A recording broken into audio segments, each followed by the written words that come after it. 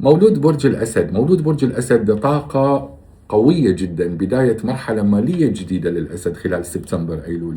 الصورة العامة خلال الشهر راح يبدي الشهر يا أسد بمراجعة مالية وقيم شخصية، ممكن تزيد حركتك الاجتماعية.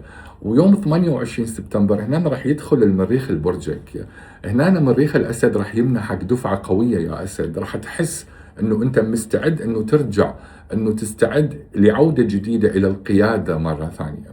لكن لازم أنه ما نتعامل ويا كل اختلاف كأنه هو منافسة، لا، هنا خلينا احنا بموقف القوي، وفعلا احنا اقوياء وما نحتاج المنافسة.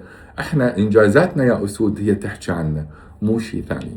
بما يخص الحب والعلاقات خلال سبتمبر ايلول للاسد، الزهرة هنا راح تكون بالعقرب، راح تعيد عندك التركيز لبيتك ولأسرتك أكثر. ممكن تكشف أنه الأمان العاطفي هو أهم من المظاهر، يعني العاطفة والدفء العاطفي هو أهم من المظهر بالحب. القمر المكتمل بالحمل يوم 26 سبتمبر، هنا راح يوقظ عندك يعني يوقظ عندك غفلة، انه رغبة بالسفر او خوض تجربة. هاي التجربة ممكن تكون جديدة ويا الشريك.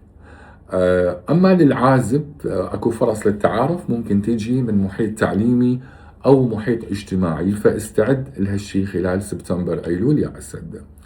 العمل والمال، القمر الجديد عندي بالعذراء يا أسد يوم 11 سبتمبر، هذا ممتاز حتى نخلي ميزانية ونعيد تقييم مالي، مصدر دخل ممكن عندنا.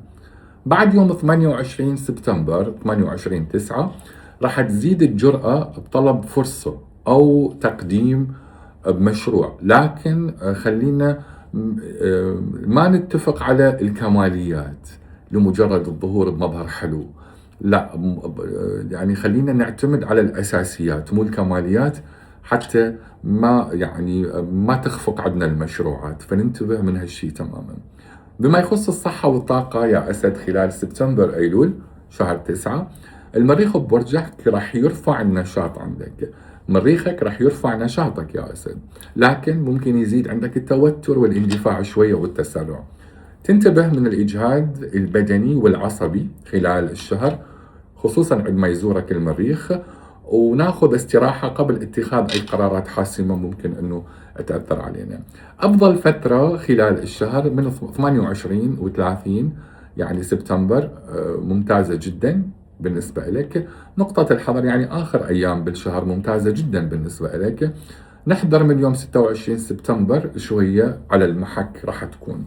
نصيحة لك خلال الشهر يا أسد، القوة الحقيقية تكمن انه احنا شلون نعرف شلون نقود ويمتى نتعاون، شايف؟ يمتى اقود ويمتى اتعاون، فهاي هنا انت لازم تعرف وتخلي حد فيصل بين هالنقطتين. واتمنى لك شهر حلو ومبارك مولود برج الاسد.